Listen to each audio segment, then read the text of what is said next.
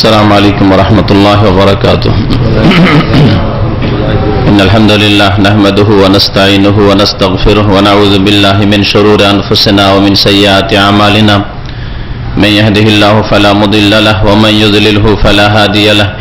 وأشهد أن لا إله إلا الله وحده لا شريك له وأشهد أن محمدا عبده ورسوله صلى الله تعالى عليه وعلى آله وصحبه وسلم تسليما كثيرا. يا أيها الذين آمنوا اتقوا الله حق تقاته ولا تموتن إلا وأنتم مسلمون. يا أيها الناس اتقوا ربكم الذي خلقكم من نفس واحدة وخلق منها زوجها وبث منهما رجالا كثيرا ونساء واتقوا الله الذي تساءلون به والأرحم إن الله كان عليكم رقيبا. يا أيها الذين آمنوا اتقوا الله وقولوا قولا سديدا يصلح لكم أعمالكم ويغفر لكم ذنوبكم ومن يطع الله ورسوله فقد فاز فوزا عظيما. أما بعد فإن خير الحديث كتاب الله وخير الهدي هدي محمد صلى الله عليه وسلم وشر الأمور محدثاتها وكل محدثة بدعة وكل بدعة ضلالة وكل ضلالة في النار. أعوذ بالله من الشيطان الرجيم. ولله على الناس حج البيت من استطاع إليه سبيلا ومن كفر فإن الله غني عن العالمين. আল্লাহ পাক রব্বুল আলামিনের সমস্ত প্রশংসা যে আল্লাহ পাক আমাদের উপর জীবনে একবার হজ ফরজ করেছেন। সে আল্লাহ পাকের যাবতীয় প্রশংসা যে আল্লাহ পাক রব্বুল আলামিন তার রাসূল সাল্লাল্লাহু আলাইহি ওয়াসাল্লামকে দিয়ে হজের নিয়ম কানুন বিস্তারিত আমাদেরকে জানিয়ে দিয়েছেন। সালাত এবং সালাম নাজিল হোক নবী মুহাম্মদ রাসূলুল্লাহ সাল্লাল্লাহু আলাইহি ওয়াসাল্লামের উপর যিনি হজ করেছেন, হজ করার জন্য উৎসাহিত করেছেন এবং উম্মতকে হজের বিধিবিধান আহকাম শিখার জন্য উদ্বুদ্ধ করেছেন। খুযু আন্নী মানাসিকাকুম, তোমরা আমার কাছ থেকে হজের বিধান, হজের আহকাম, হজের মাসাইল শিখে নাও। সুতরাং যেসব ভাইরা হজে যাবেন তাদের জন্য হজে যাওয়ার আগে ফরজ হচ্ছে হজ সম্পর্কে সঠিক জ্ঞান হাসিল করা, হজ সম্পর্কে জেনে কিভাবে হজ করতে হবে, হজের ফরজ রুকুন বা কি, আর হজের ওয়াজিবাত কি, হজের সুন্নত কি, আর হজের মধ্যে বিদাতি বা কি, যেসব বিদাতি কাজ অনেকে করে থাকে আর বিদাতি কাজ করলে আমল কবুল হয় না। পজিটিভ, নেগেটিভ, ইতিবাচক, নেতিবাচক জেনে নেওয়া প্রত্যেক মুসলিমের জন্য ফরজ, যাতে করে হজ আল্লাহর দরবারে কবুল হয়। আল্লাহ পাক রব্বুল আলামিন এই হজ ফরজ করেছেন। কোরআন কারীমের সূরা আলে ইমরানে আল্লাহ পাক ইরশাদ করেছেন, ওয়ালিল্লাহি আলান নাস হিজ্জুল বাইতি মান ইসতাতা ইলাইহি সাবিলা। আল্লাহ পাকের জন্য। এর দ্বারা বোঝা যায় যে হজে কোনো দুনিয়ার যেন গরজ না থাকে, দুনিয়া যেন মুখ্য উদ্দেশ্য না থাকে যে আমি এই সফরে দুনিয়ার কোনো স্বার্থ হাসিল করব, সেই জন্য যাচ্ছি।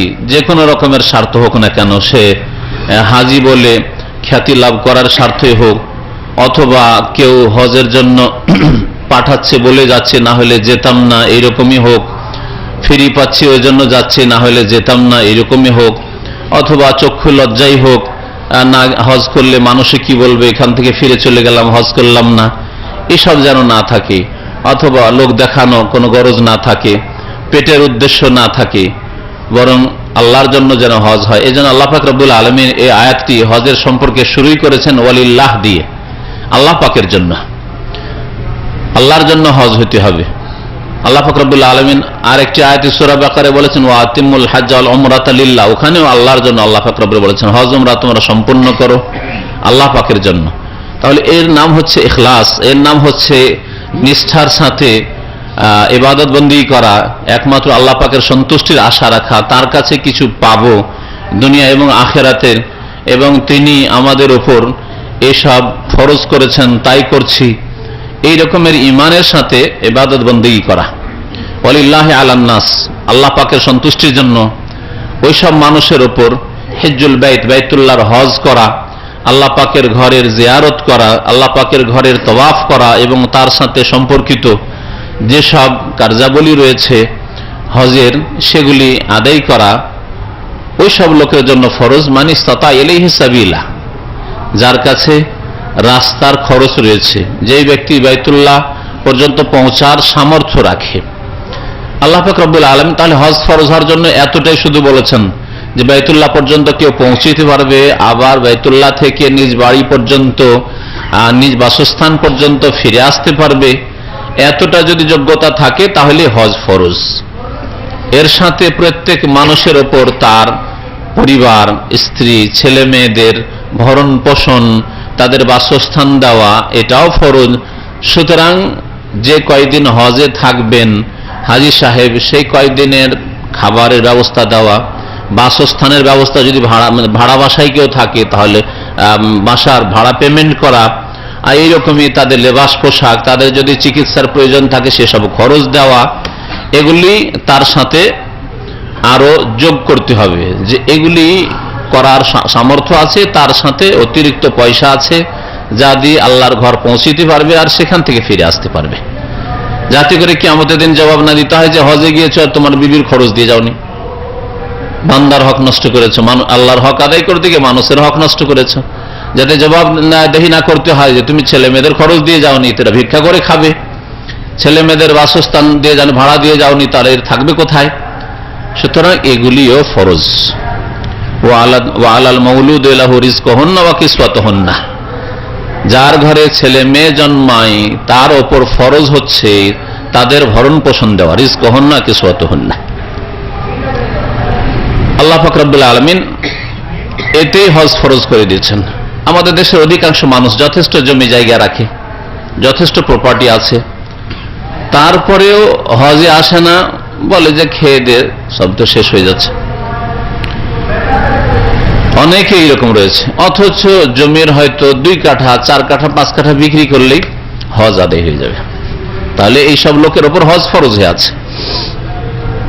আর এছাড়া অতিরিক্ত আরো কত বলবেন, যে আমাদের দেশের অধিকাংশ মানুষ হজ করে না, বলে যে চাকরি করছি, সুতরাং চাকরিটা শেষ করব, রিটায়ার্ড হব, তারপরে হজ করব।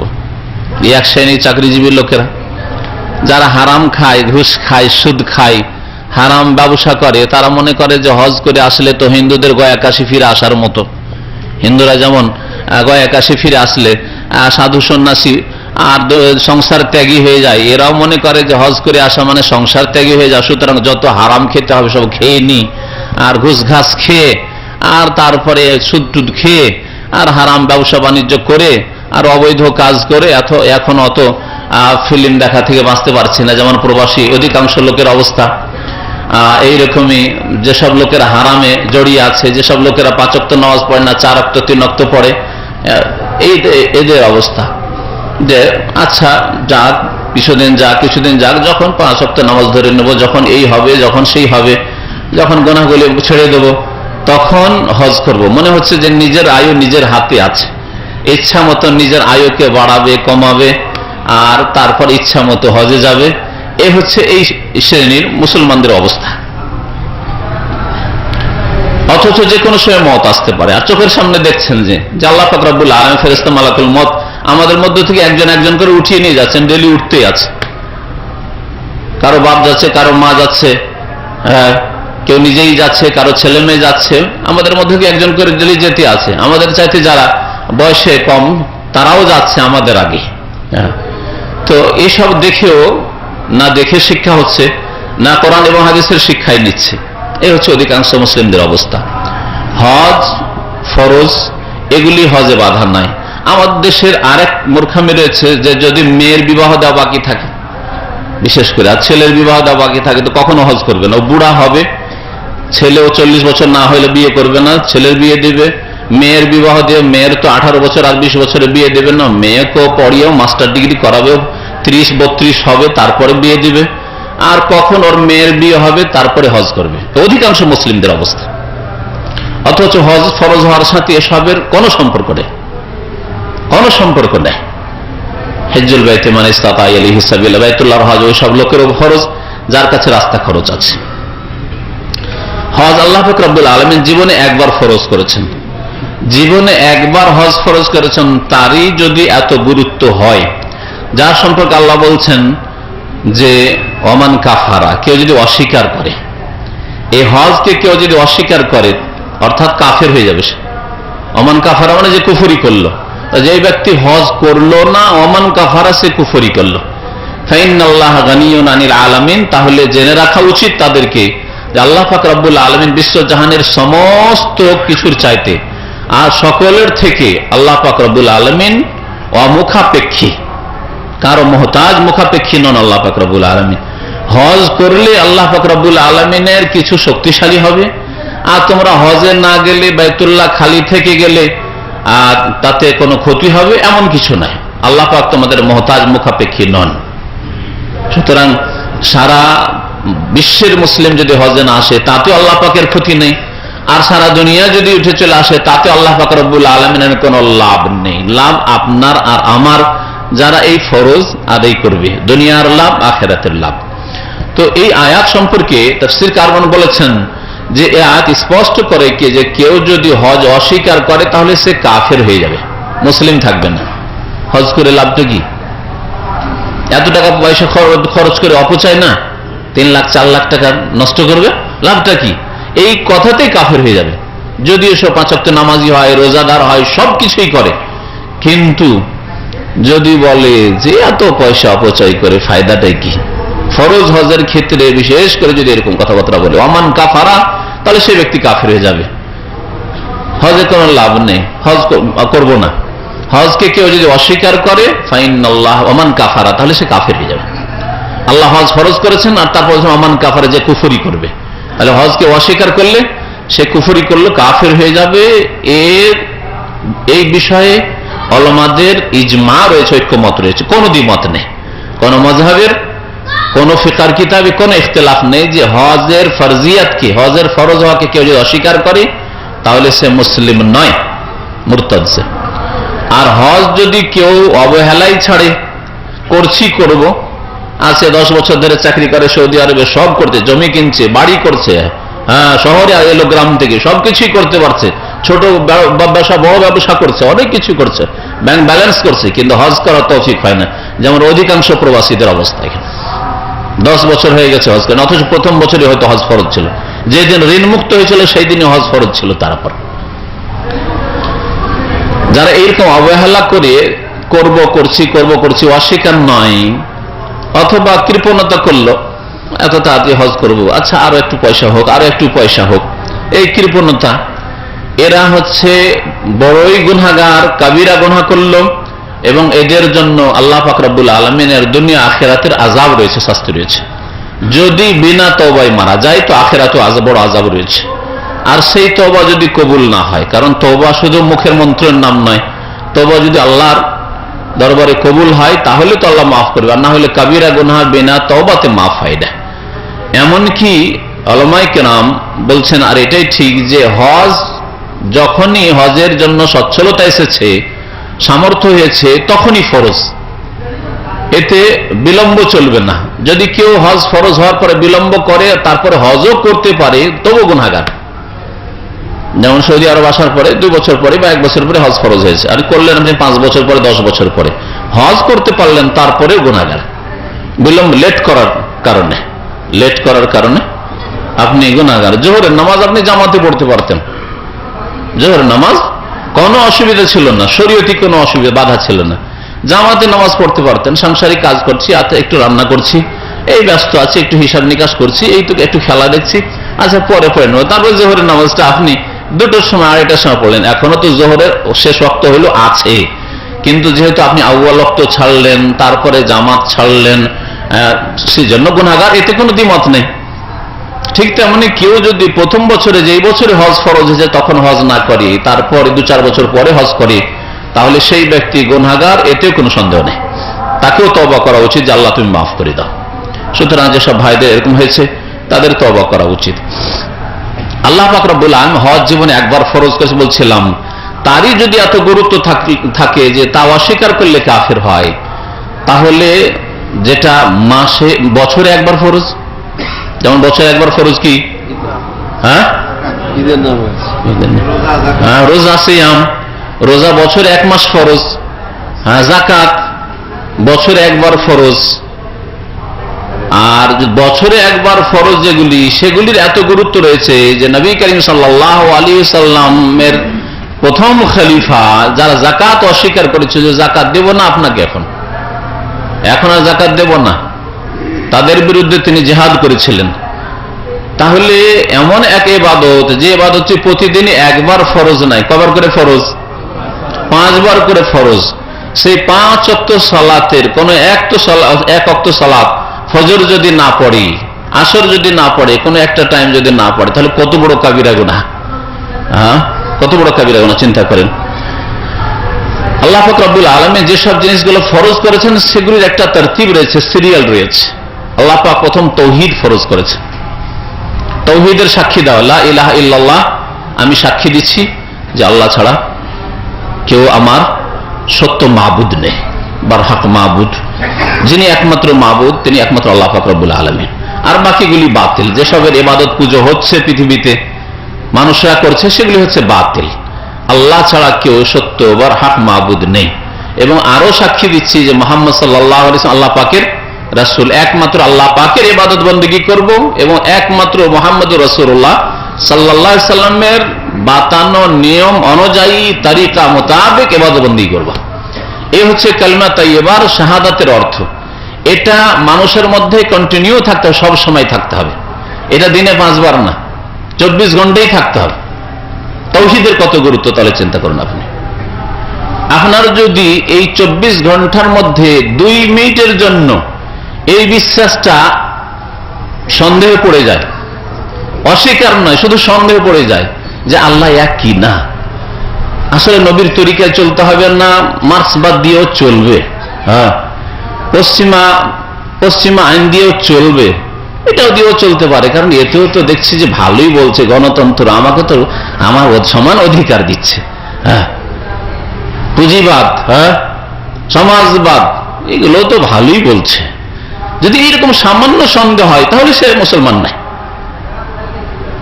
সামান্য সন্দেহ হয় যদি, তাহলে তাওহীদের গুরুত্ব বুঝতে পারলেন যে নামাজ দিনে 5 বার পড়তে হয়, 5টা ওয়াক্ত নামাজ আদায় করে দিলে আপনি মুসলিম হয়ে গেলেন। কিন্তু তাওহীদ কালেমা তাইয়্যিবা যদি আপনার সাথে সব সময় না থাকে, 1 মিনিটের জন্য, আধা মিনিটের জন্য যদি এতে অস্বীকার নয়, আপনি অস্বীকার সন্দেহে পড়ে যান, তাহলে তখনই কাফের হয়ে গেলেন, আপনি তখনই কাফের হয়ে গেলেন। এতগুলি লোক দুনিয়ার মধ্যে, ওরাই মেজরিটি, তারা বলছে 3 খোদা, ত্রিত্ববাদী বিশ্বাসী খ্রিস্টানরা, তারা কি বাতিলে আছে? তাহলে তাদেরটাও তো ঠিক হতে পারে, এটাও ঠিক ওইটাও ঠিক, তাহলে সাথে সাথে আপনি কাফের হয়ে গেলেন। তাহলে তাওহীদ আল্লাহর একত্বের কত গুরুত্ব। তাওহীদ আল্লাহর একত্ব মানুষের মধ্যে সব সময়ই থাকতে হবে। নামাজ দিনে 5 ওয়াক্ত পড়তে হবে, রোজা এবং যাকাত বছরে 1 বার দিতে হবে, 1 বার আদায় করতে হবে, আর হজ জীবনে 1 বার আদায় করতে হবে, যথেষ্ট। কত দিন সহজ। তাহলে আপনি মুসলিম, তাহলে আপনি মুসলিম। নবী করিম সাল্লাল্লাহু আলাইহি ওয়াসাল্লাম একটি হাদিসে বলেছেন, আল হাজ্জু মাররা, হজ ফরজ হচ্ছে জীবনে, মাররা মানে 1 বার, 1 বার হজ ফরজ। ফামান যাদা ফাহুয়া তাতাওয়ু, এর অতিরিক্ত কেউ যদি হজ করে, ঘন ঘন হজ করে, 5 বছরে 1 বার করে, যখন পারলো তখনই করলো, আর সুযোগ হইলো প্রতি বছর করলো, আল্লাহ যদি এরকম বৈধ সুযোগ দেয়, ফাহুয়া তাতাওয়ু, তা হচ্ছে নফল, তা হচ্ছে নফল, করলে নাকি, আর না করলে কোনো গুনাহ নেই। 1 বার জীবনে একটা সুন্দর হজ, সুন্দর হজ মানে আল্লাহর সন্তুষ্টির জন্য করেছেন, লোক দেখানো নয়। আর সুন্দর হজ মানে নবী করিম সাল্লাল্লাহু আলাইহি সাল্লামের তরিকায় জেনে শুনে পড়ে শুনে হজ করেছেন। শুরু থেকে শেষ পর্যন্ত হজ করার আগে জানতেন যে কিভাবে হজ শুরু করতে হয়, কোনখানে শেষ করতে হয়, আর সুন্নত মোতাবেক নবীর তরিকা মোতাবেক হজ করেছেন। কারণ অনেকে হজ করেছেন দেখা দেখি, সাথী বন্ধুরা ছিল, অথবা গিয়েছি, যাকে যা করতে দেখেছি তাই করেছি, যেখানে চুমা দিতে দেখেছি সেখানে চুমা দিয়েছি, দেখেছি স্যান্ডেল মারতে, ও নিজেও স্যান্ডেল মেরে দিয়েছে পাথর মারতে গিয়ে, মারছে ভূতের মতো, মনে হচ্ছে শয়তান শহর হয়ে গেছে। যখন ভূত লাগে, শয়তান লাগে, তখন পাগলামি করে। ওইরকম কিছু লোক পাগলামি করে যখন ওই, কারণ ওর ধারণা, ওই বিদাতি ধারণা আছে শয়তানকে মারছে, জামরাকে মারে না, শয়তানকে মারছে, সুতরাং তখন একবারে মাতাল হয়ে যায়। ও মাতাল হয়ে গেছে, সবাইকে দেখছে মাতাল হয়ে মারছে, ও মাতাল হয়ে মারছে। না আল্লাহ পাকের জিকির, না খুশু খুজু, না বিনয় নম্রতা, না আশেপাশে মহিলা আছে, শিশু আছে, অথবা দুর্বল বৃদ্ধ মানুষ পাথর মারছে, সুতরাং সতর্ক মারতে, আমার দ্বারা কাউকে ধাক্কা না লাগে, কষ্ট না হয়, ওইসব কোনো পরোয়া ছিল না।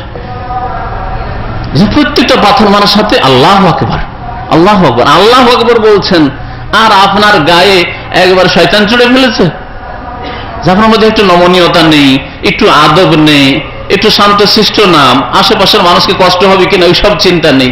কেমন আল্লাহু আকবার পড়ছেন আপনি, মন্ত্র পড়ছেন। তো ওই রকম দেখা দেখে হজ না। নবী কারীম সাল্লাল্লাহু আলাইহি ওয়াসাল্লামের সুন্নাত মোতাবেক যে ব্যক্তি হজ করলো আর আল্লাহ পাকের জন্য করলো, একটি হজ তার জন্য যথেষ্ট, ফরজ আদায়ের জন্য যথেষ্ট। নবী কারীম সাল্লাল্লাহু আলাইহি ওয়াসাল্লাম যখন বললেন যে আল্লাহ পাক হজ ফরজ করেছেন, ইয়া আইয়ুহান নাস, হে মানব সকল, হে আমার সাহাবীরা, ইন্নাল্লাহ কাদ ফারাযা আলাইকুমুল হাজ্জা, সহিহ মুসলিমের হাদিস, আল্লাহ পাক রব্বুল আলামিন তোমাদের উপর হজকে ফরজ করেছেন, ফাহুজ্জু, সুতরাং তোমরা হজ করো। তখন একজন বেদুইন সাহাবী, অশিক্ষিত মানুষ, তখনকার অধিকাংশ লোকই অশিক্ষিত ছিল, তার মধ্যে যারা শহরে, মদিনা শহরে না একটু বাইরে মরুভূমিতে থাকতো, উটের সাথে থাকতো, তাদের অন্তর আরো শক্ত, তার আদব কায়দা আরো কম জানতো। এক আকরা বিন হাবেস একজন সাহাবী ছিলেন, নতুন নতুন মুসলমান, দাঁড়িয়ে গেলেন আর বললেন, ইয়া রাসূলুল্লাহ, ফি কুল্লি আম, প্রত্যেক বছর হজ করতে হবে নাকি? প্রত্যেক বছর হজ করা ফরজ নাকি? নবী কারীম সাল্লাল্লাহু আলাইহি ওয়াসাল্লামকে 3 বার করে জিজ্ঞাসা করছে ওই ব্যক্তি, জবাব দিচ্ছেন না। নবী সাল্লাল্লাহু আলাইহি ওয়াসাল্লামকে এই প্রশ্ন পছন্দ হচ্ছে না। আমি বললাম হজ ফরজ, হজ করো, আর বাকিটা চুপ থাকো। হ্যাঁ, আর বেশি বেশি জিজ্ঞাসা করা, যেখানে হজ করতে বলা হয়েছে হজ করো, আর যদি একবার হজ করার পর আবার যদি ফরজ হয় তাহলে নবী নিজেই বলবেন যে তোমাদের আবার হজ করতে হবে, যথেষ্ট শোনা এতটাই। কিন্তু এই ব্যক্তি চট করে জিজ্ঞাসা করা শুরু করলো, জাফিকুল্লাহ আমিন ইয়া রাসূলুল্লাহ, কি হজ কি প্রতি বছর ফরজ নাকি? তখন নবী সাল্লাল্লাহু আলাইহি ওয়াসাল্লাম 3 বার চুপ থাকার পরে বললেন, কাল আল্লাহ, বলেন না, প্রতি বছর হজ ফরজ নাই। ওয়ালাউ কুলতু নাম লা ওয়াজাবাত, আর আমি রাসূলুল্লাহ যদি বলে দিতাম সাল্লাল্লাহু আলাইহি ওয়াসাল্লাম, যদি বলে দিতাম যে হ্যাঁ, তোমার প্রশ্নের উত্তরে যদি বলতাম হ্যাঁ প্রতি বছর হজ ফরজ, তো লা ওয়াজাবাত, আল্লাহ ফরজ করে দিত, অবশ্যই ফরজ হয়ে যেত, অবশ্যই ফরজ হয়ে যেত। কারণ হতে পারে যে আল্লাহ পাক রব্বুল আলামিন নবী করিম সাল্লাল্লাহু আলাইহি ওয়াসাল্লামকে কোন কোন মাসাইলের ক্ষেত্রে এই ইখতিয়ার দিয়েছেন যে এখন তোমার কাছে ইখতিয়ার থাকলো, অপশন থাকলো, তুমি যদি মনে করো প্রতি বছর ফরজ, আমার নবীর কথা আমি রেখে দিলাম, এটাও হতে পারে।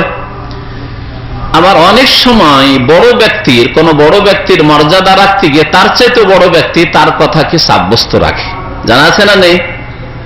আপনার যদি প্রিয়জন কেউ থাকে, আপনজন থাকে, আর আপনার একটা মনের উল্টাও কথা বলে দেয়, হ্যাঁ, আপনার স্ত্রীকেও ভালোবাসেন আর দান করবেন, আপনার দান করার ইচ্ছে ছিল 100 টাকা, আপনার স্ত্রী 200 টাকা বের করে দিয়ে দিচ্ছে, তারপরে জানতে পারলে 200 টাকা দিচ্ছে, তখন অনেক সময় যাক 200 টাকা যখন তুমি বের করে দিয়েছো, যাও ঠিক আছে, বলেন না, করে তুমি যখন করেই দিয়েছো ঠিক আছে। অথচ আপনার প্রিয়জন যদি না হইতো, আপনার মনের উল্টো বেশি হইতো, তাহলে তার প্রতিবাদ করতেন, বরং বকাবকি করতেন। হ্যাঁ, তো নবী করিম সাল্লাল্লাহু আলাইহি ওয়াসাল্লাম আল্লাহ পাক রব্বুল আলামিনের খলিল, আল্লাহ পাক রব্বুল আলামিনের প্রিয় বান্দা, সুতরাং নবী করিম সাল্লাল্লাহু আলাইহি ওয়াসাল্লাম যদি হ্যাঁ বলে দিতেন তো আল্লাহ সেটাকে হয়তো বহাল রেখে দিতেন, সাব্যস্ত রেখে দিতেন। এই হচ্ছে এই হাদিসের অর্থ। তারপরে নবী সাল্লাল্লাহু আলাইহি ওয়াসাল্লাম বলে, জারুনি মা তারাকতুকুম, যতদিন তোমাদেরকে আমি ছেড়ে দিই তোমরাও ছেড়ে দাও আমাকে। তোমাদেরকে বেশি যদি না বলি তোমরা বেশি জিজ্ঞাসা করিও না। ফাইন্নামা হালাকা মান কানা ক্বাবলাকুম বিকাসরাতি সওয়ালি ওয়া ইখতিলাফিহিম আলা আমবিয়াইহিম, তোমাদের পূর্বের জাতি ইহুদি নাসারা, আগের জাতিরা বেশি বেশি প্রশ্ন করা আর বেশি বেশি ঝগড়া বিবাদ করা, তর্ক বিতর্ক করা, এতেই কিন্তু ধ্বংস হয়েছে।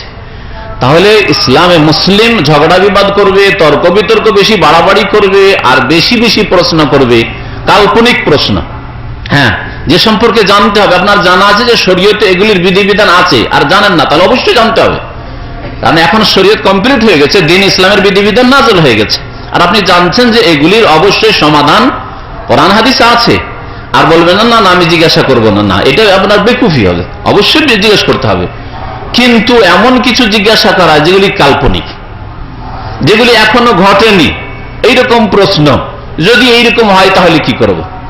যেমন আল্লাহ না করে আপনার বাড়িতে অপ্রীতিকর কোনো ঘটনা ঘটেনি, আপনার বিবির চরিত্র খারাপ হয়নি, আপনার বোনের চরিত্র খারাপ হয়নি, খামোখা যদি জিজ্ঞাসা করে, আচ্ছা বলেন তো আমার বিবিকে যদি এইরকম দেখি আর এইরকম দেখি তো আমি কি করব?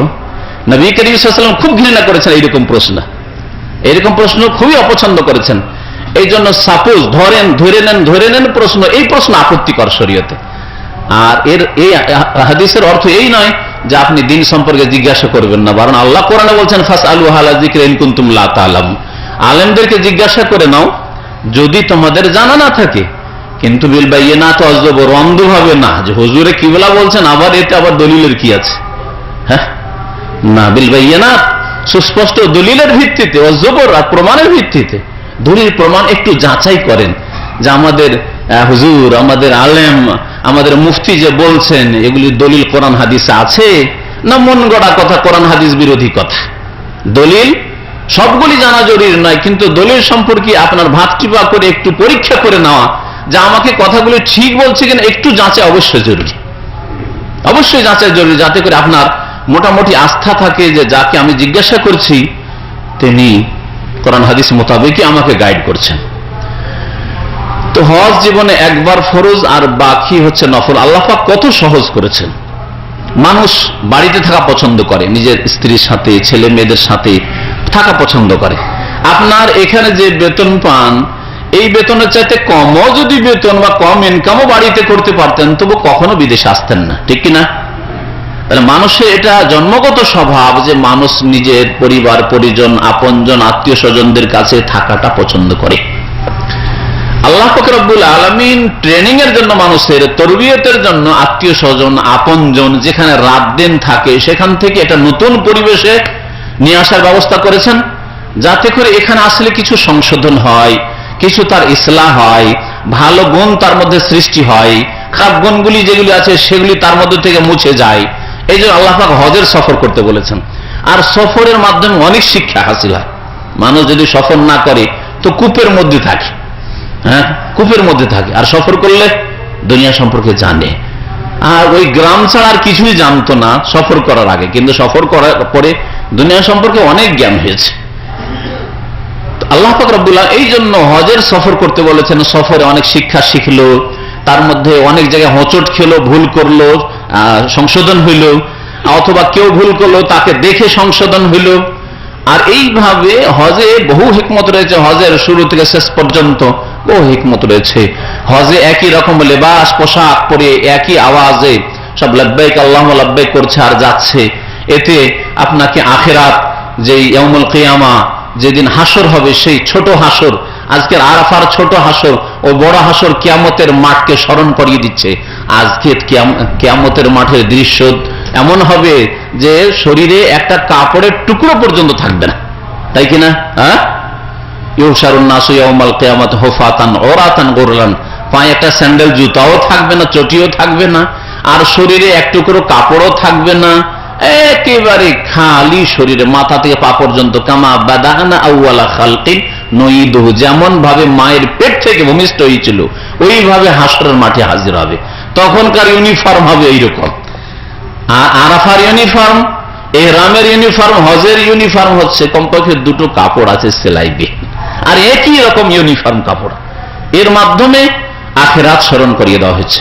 আজকে হাজির হয়েছে আল্লাহকে রাজি করার জন্য, আর কালকে হাজির হবে জবাব দেওয়ার জন্য। তখন আর রাজি করার সময় থাকবে না, তখন আর সংশোধন করার সময় থাকবে না, তখন আর তওবা করার সময় থাকবে না। আজকে তওবার বেটার চান্স আছে, ভালো সুযোগ সুবিধা আছে। আজকে তুমি মিনায় তওবা করো, আরাফাই তওবা করো, মুজদালিফায় তওবা করো, জামরাতে তওবা করো, বাইতুল্লাহর পাশে আল্লাহর কাছে তওবা করো, সাফা মারওয়ার উপরে তওবা করো। এগুলো দুয়ার স্থান, তওবা কবুলের স্থান। আর কাল কিয়ামতে হাসরের মাঠে সংশোধনের, তওবার, ইসলাহ করার, আল্লাহর কাছে মাপ চাওয়ার আর কোনো সুযোগ থাকবে না, কোনো সুযোগ থাকবে না। এই বহু জিনিস আল্লাহ পাক রব্বুল আলামিন এই হজ থেকে শেখাতে চেয়েছেন। হজে গিয়ে মানুষ বরদাস্ত করতে শিখে, কারণ ভিড় ভাড়ে ধাক্কা খাবে, ভিড় ভাড়ে মনের উল্টো অনেক কিছু হবে। তাহলে ভিতরে যে রাগের খারাপ গুণ আছে, ভিতরে যে হিংসা বিদ্বেষের খারাপ গুণ আছে, ভিতরে প্রতিশোধ নেওয়ার যে খারাপ গুণ আছে, প্রতিটি ক্ষেত্রে প্রতিশোধ নেব, বদলা নেব, এই যে খারাপ মনোভাব আছে, এগুলি ধীরে ধীরে সংকুচিত হয়ে যায়, কম হয়ে যায় খারাপ গুণগুলি। আর ভালো গুণ, ধৈর্য ধারণ করা, মাফ করা, উদারতা অবলম্বন করা ইত্যাদি, মানুষের সাহায্যের মন মানসিকতা তৈরি করা, মানুষের হেল্প করব, সহযোগিতা করব। হাজি পেয়ে গেলে একজন বুড়ো হাজি, আপনার বয়স 30 আর তার বয়স 70-60 বছর, আর সেই হাজি আপনার মুসলিম ভাই কত দূর থেকে সে হজে এসছে, রাস্তাঘাট কিছু চিনে না, হারিয়ে ফেলেছে, তাকে কোনো জায়গায় পৌঁছাতে হবে। তাহলে এখানে আপনার একটা ইসলামিক ফরজ দায়িত্ব। আপনার এই যে ট্রেনিং, এরকম বহু তাদরিব ট্রেনিং রয়েছে এই হজের মধ্যে। এর মাধ্যমে আপনার জীবনের বহু সংশোধন হতে পারে, যেটা আপনার বাড়িতে থাকলে হইতো না, আপনার শহরে থাকলে হইতো না, আপনার নিজের কর্মক্ষেত্রে থাকলে হইতো না। আল্লাহ পাক রব্বুল এইরকম বহু হিকমতের জন্য হজ ফরজ। হজের বহু ফজিলত রয়েছে, কথা লম্বা হয়ে যাবে, ইনশাআল্লাহ তাআলা আগামীতে সেগুলি আলোচনা করা যাবে। নবী করিম সাল্লাল্লাহু আলাইহি ওয়াসাল্লাম বলেছেন, হজ যদি কবুল হয়, ওয়াল হাজ্জুল মাবরুর লাইসা লাহু জাযাউন ইল্লাল জান্নাহ, হজ যদি আল্লাহর কাছে কবুল হয়, মাবরুর হয়। মাবরুর হজের সংজ্ঞায় ওলামারা কয়েকটি কথা বলেছেন, তার মধ্যে একটি হচ্ছে যেই হজে গিয়ে কোনো গুনাহ করলো না। হজে গিয়ে হাজিরা বিভিন্ন রকমের গুনাহ করে, চোখের গুনাহ করে, মহিলারা অনেকে চেহারা খুলে থাকে, মাসলা জানে না, অথবা আগে থেকে চেহারা খোলা বদ অভ্যাস আছে, নাজায়েজ অভ্যাস আছে, তাকাইতে থাকে, চোখের গুনাহ করে। তারপরে ধূমপানকারীরা বিড়ি সিগারেট ছাড়তে পারে না, কাবা ঘরে বাইরে গিয়ে বেহায়ার মতো বিড়ি সিগারেট খায়, মেনার মাঠে বিড়ি সিগারেট খায়, আরাফার মাঠে খায়, রাস্তাঘাটে খায়, মক্কার গলিতে অলিতে, হোটেলে হারাম কাজ করে। তাহলে এইসব হাজিদের হজ কি করে বা মাবরুর হবে? দাড়ি মুন্ডন করে, কি করে হজে মাবরুর হবে যে সব গুনাহ করে হজে? এইরকম বহু গুনাহ করে, নামাজ সম্পর্কে গাফিল হয়ে থাকে, ধাক্কা দিয়ে জাগিয়ে জাগিয়ে খেমাতে দেখবেন, জাগিয়ে জাগিয়ে ফজরে জাগাইতে পারা যায় না। অনেক হাজি আছে ওর জাগার কোনো চিন্তাই নেই যে ফজরের নামাজ পড়তে হবে। যেই লোকটা নামাজ ঠিক করতে পারে না, ওখানে গিয়ে আল্লাহর ঘরের কাছে গিয়ে মেনায় আর মুজদালিফা আরাফায় গিয়ে সেই লোক বাড়িতে এসে কি করে 5 ওয়াক্ত নামাজ যে হেফাজত করবে? আর যেই ব্যক্তি 5 ওয়াক্ত নামাজ পড়ল না, তার হজের মূল্যই বাকি আছে। বরং ওলামারা বলেছেন, যেই ব্যক্তির তৌহিদ নেই, তৌহিদের জায়গায় শিরক আছে, তার নামাজই কবুল হবে না, অন্য কোন ইবাদত কবুল, নামাজ শুধু নয়, কোন ইবাদত কবুল হবে না, কারণ শিরকের অবস্থায় কোন ইবাদতই কবুল হয় না। আর কারো যদি তৌহিদ ঠিক থাকে, তারপরে 2 নম্বরে নামাজ, নামাজ যদি ঠিক না থাকে তো বাকি ইবাদতগুলি, রোজা, যাকাত, হজ, এগুলি কবুল হবে না। নামাজ ঠিক নেই, তাহলে হজও কবুল হবে না, যাকাতও কবুল হবে না, আর কি বলছে, রোজাও কবুল হবে না। এইভাবে আপনাকে সিরিয়াল মনে রাখতে হবে ইবাদত বন্দেগীর। তাহলে 5 ওয়াক্ত নামাজ ঠিক করার আল্লাহ পাকের সাথে ওয়াদা করেন, যে আল্লাহ পাককে রাজি করার জন্য হজে বেরিয়ে থাকেন। আর যদি লোক দেখানো হজে বেরিয়ে থাকেন, আছি এখানে, তখন একটা হজ করেই যায়, এইরকম হজ করে থাকেন, তাহলে লাকুম দিনুকুম ওয়ালিয়া দিন, আপনার জন্য আপনার ধর্ম, এতে কোনো ফায়দা নেই, এতে কোনো ফায়দা নেই। তাওহীদ ঠিক করেন, শিরক মুক্ত হন, কোন রকমের শিরক আপনার মধ্যে না থাকে। তারপর 5 ওয়াক্ত নামাজ কায়েমকারী হন, যেন 4 ওয়াক্ত 3 ওয়াক্ত না থাকে, কোনোদিন 5, কোনোদিন 4, কোনোদিন 3, এইরকম আধা নামাজি না হন।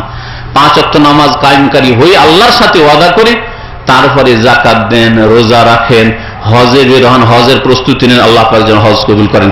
নবী করিম সাল্লাল্লাহু আলাইহি ওয়াসাল্লাম বলেছেন, মান হাজ্জা, যেই ব্যক্তি হজ করলো, ফালাম ইয়ারফুস, আর হজে গিয়ে কোনো যৌন সম্পর্কে কথা বললো না, আর যৌন সম্পর্কে কোনো আচরণও করলো না, ওয়ালাম ইয়াফসুক, কোনো গুনাহ হারাম কাজও করলো না, রাজা মিন যুনুবিহি কায়াউমিন ওয়ালাদাতহু উম্মুহু, তার গুনাহ থেকে ওইভাবে পাক পবিত্র হয়ে ফিরে আসলো যেই দিন তার মা তাকে ভূমিষ্ঠ করেছিল। মায়ের পেট থেকে যেদিন ভূমিষ্ঠ হয়েছিল সেদিন যেমন নিষ্পাপ মাসুম ছিল, তার আমলনামার পাতা একেবারে ক্লিন, পরিষ্কার, সাদা ছিল, একটি দাগ পর্যন্ত ছিল না। গুনাহ তো দূরের কথা, একটি কোনো লেখাও ছিল না ফেরেশতার যে একটা গুনাহ আছে, লেখা ছিল কি? ওই রকম হয়ে ফিরে আসে হজ থেকে। যদি হজ সত্যিকার অর্থে আল্লাহ পাকের দরবারে কবুল হয় এবং সেইভাবে হজ করে আসে, নবী করিম সাল্লাল্লাহু আলাইহি ওয়াসাল্লাম হজের দিন দুনিয়া দুটোরই ফায়দা বলেছে। অনেকে হজ করে মনে করে এত টাকা খরচ করে দেবো, তাহলে তো অনেকটা অভাব চলে আসবে, এত টাকা খরচ করে দিলে তো আমি দেশে যেতে পারবো না, বাড়ি যেতে পারবো না, এত টাকা খরচ করে দিলে তো আমার একটা টার্গেট আছে, দেশে গিয়ে বাড়ি করব, ছাদ করব, ওইটা তো হবে না, এসব চিন্তা করে না। বরং দুনিয়াও সচ্ছল হবে দিনের সাথে সাথে। নবী করিম সাল্লাল্লাহু আলাইহি ওয়াসাল্লাম বলেছেন, যদি কেউ হজ উমরা করে, হাদিসে রয়েছে, তাবিউ বাইনাল হজ্জ ওয়াল উমরাতি, তোমরা মাঝে মাঝে হজ উমরা করতে থাকো। হজ ফরজ আদায় করবেন আর তারপরে মাঝে মাঝে হজ উমরা করতে থাকেন। ফাইন্নাহুমা ইয়ানফিয়ানিল ফাকরা ওয়াজ যুনুব, তাতে মানুষের অভাব দূর হয়। ফাকর, ফকির হয় না কেউ, বরং ফকিরি দূর হয়, অভাব দূর হয়, দারিদ্র মোচন হয়, আর ওয়াজ যুনুব, আর গুনাহও ধুয়ে সাফ হয়ে যায়। তাহলে গুনাহ ধুয়ে সাফ হলে দুনিয়া আখিরাতের দুটোই ফায়দা হইল, আর অভাব দূর হলে, দারিদ্র মোচন হলে আপনার দুনিয়ার ফায়দা হইল। দুনিয়ারও ফায়দা রয়েছে হজে, আর আখিরাতের পরকালেরও ফায়দা রয়েছে। কামায়ান ফিল কিরো খাবাসাল হাদিদ, যেমন কামার শালাই, ওই যে কামারের বাড়িতে আপনারা ছোটকালে গিয়েছেন না, তো কামারের বাড়িতে দেখবেন যে লোহাকে পুড়িয়ে পুড়িয়ে, জং লাগা, মরিচা লাগা লোহাকে বা অস্ত্রকে কি করে দেয়, একেবারে সুন্দর করে ধারালো বানিয়ে দেয় আর পরিষ্কার করে দেয়। ওইভাবে আপনাকে গুনাহ থেকে পরিষ্কার করে দেবে আর আপনাকে অভাব মুক্ত করে দেবে হজ উমরা যদি করেন। এইভাবে হজ সম্পর্কে আর উমরা সম্পর্কে আরো বহু ফজিলত রয়েছে। নবী করিম সাল্লাল্লাহু আলাইহি ওয়াসাল্লাম বিশেষ করে মহিলাদের জন্য, পুরুষদের জন্য তো জিহাদ আছে, ওই জিহাদও আছে, আর আল্লাহ পাকের যে জিহাদ ফরজ তাও আছে, কিন্তু শর্ত সাপেক্ষ, তার কিছু শর্ত আছে, সেগুলি পুরা করতে পারলে তখন রয়েছে। নবী করিম সাল্লাল্লাহু আলাইহি ওয়াসাল্লামকে মা আয়েশা রাদিয়াল্লাহু তাআলা আনহা জিজ্ঞাসা করলেন যে ইয়া রাসূলুল্লাহ, আলান নিসাই জিহাদুন, মহিলাদের কি, নারীদের জিহাদ আছে, মানে আল্লাহর রাস্তায় কাফেরদের বিরুদ্ধে সশস্ত্র লড়াই কি মহিলাদের উপর ফরজ কিনা? তখন নবী করিম সাল্লাল্লাহু আলাইহি ওয়াসাল্লাম বললেন লা কুন্না জিহাদুন লা কিতালা ফি, তোমাদের জন্য এমন এক জিহাদ আল্লাহ পাক ফরজ করেছেন যাতে তো সশস্ত্র যুদ্ধ নেই, যাতে লড়াই নেই, লড়াই করতে হবে না, মারামারি করতে হবে না, আল্লাহর শত্রুকে মারতে হবে না, না মেরে নিজেও মারার আশঙ্কা আর অন্যকেও মারার কাজ, এটা হচ্ছে সশস্ত্র যুদ্ধ। আপনিও মরতে পারেন, আবার কাউকে মারতেও পারেন, এটা হচ্ছে সশস্ত্র যুদ্ধ। মহিলাদের জন্য সশস্ত্র আল্লাহর রাস্তায় যুদ্ধ নেই, তাদের যুদ্ধ হচ্ছে কি আল হাজ্জ ওয়াল উমরাত, হজ করা আর উমরা করা, নারী জাতির জন্য আল্লাহর রাস্তায় জিহাদ করা। নবী করিম সাল্লাল্লাহু আলাইহি ওয়াসাল্লামের আরেকটা হাদিস রয়েছে নাসাইতে, ওয়াহদুল্লাহি সালাসা, আল্লাহ পাকের মেহমান হচ্ছে তিন রকম। আল্লাহর মেহমান, আল্লাহর অতিথি, আল্লাহ পাকের প্রতিনিধি, ওয়াহদুল্লাহি সালাসা, এই জন্য হাজীদেরকে আল্লাহর মেহমান এখানে বলা হয়, জয়ীফুর রহমান। ওয়াহদুল্লাহি সালাসা, আল্লাহ পাকের প্রতিনিধি, আল্লাহ পাকের মেহমান হচ্ছে তিন প্রকারের লোক, আল হাজ্জ ওয়াল মুতামির ওয়াল গাজী ফি সাবিলিল্লাহ, হজকারী যে হজে আসে আল্লাহর মেহমান, যে উমরা করতে যায় সে আল্লাহ পাকের মেহমান, আর যেই ব্যক্তি আল্লাহ রাস্তায় জিহাদে বেরোয়, যে আল্লাহ পাক রব্বুল যেইভাবে জিহাদ করতে হবে সেইভাবে জিহাদ করে, সেই ব্যক্তি আল্লাহ পাকের মেহমান। আল্লাহ পাক রব্বুল আলামিন যেন আমাদেরকে বাইতুল্লাহর হজ বেশি বেশি আদায় করার তৌফিক দান করেন, আর যেসব ভাইদের এখনো হজ হয়নি তাদেরকে আল্লাহ পাক এই বছরে ফরজ হজ আদায় করার তৌফিক দান করেন। আল্লাহ পাক যারা নিয়ত করেছেন তাদের নিয়ত যেন পূরণ করেন, আর আমাদের সকল ইবাদত বন্দেগী যেন কবুল করেন, আমাদের নেক আমলের তৌফিক দান করেন। আল্লাহ পাক আমাদের গুনাহ যেন সংশোধন করার তৌফিক দান করেন, আমাদের তওবা করে আল্লাহর দিকে ফিরে আসার তৌফিক যেন দান করেন। রব্বানা লা তুআখিযনা ইন নাসিনা আও আখতানা, রব্বানা ওয়া লা তাহমিল আলাইনা ইসরান কামা হামালতাহু আলাল লাযিনা মিন ক্বাবলিনা, রব্বানা ওয়া লা তুহাম্মিলনা মা লা তাকাতা লানা বিহি ওয়া'ফু আন্না ওয়াগফির লানা ওয়ারহামনা আনতা মাওলানা ফানসুরনা আলাল কওমিল কাফিরিন। সুবহান রাব্বিকা রাব্বিল ইজ্জাতি আম্মা ইয়াসিফুন ওয়া সালামুন আলাল মুরসালিন ওয়ালহামদুলিল্লাহি রাব্বিল আলামিন।